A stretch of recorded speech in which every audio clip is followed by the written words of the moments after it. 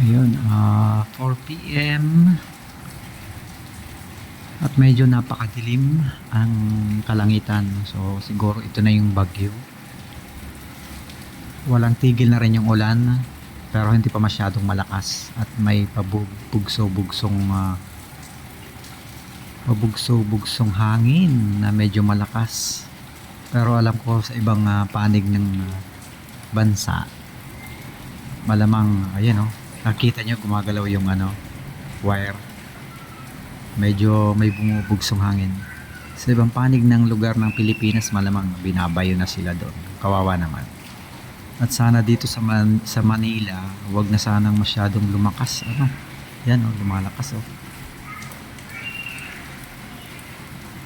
Wag na sanang masyadong lumakas yung ulan at panigurado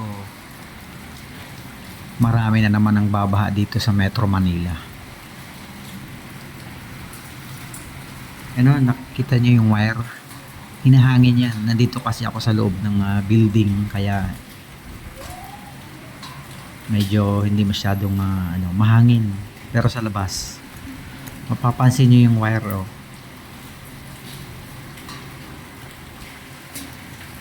wire ng mga poste yan, yung mga hinahangin. Ang dilim, madilim na siya alas 4 ng hapon.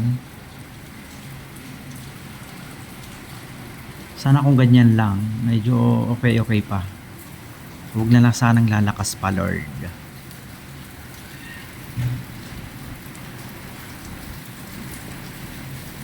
Ay, lumakas na Maatras ako kasi umaanggi yung tubig.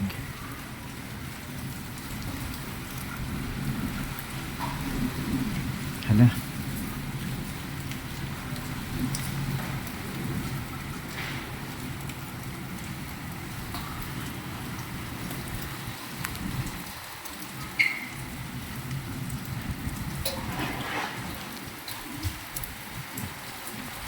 Lakas ng hangin. Kailangan isarado pala itong bintana na to.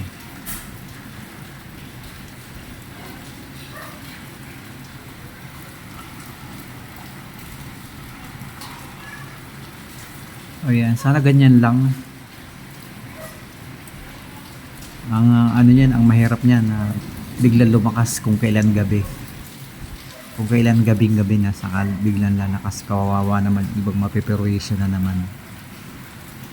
Dasal po tayo, mga kapatid.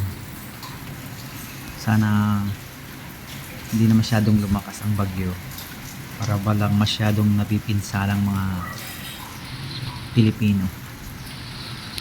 Alright, bye bye.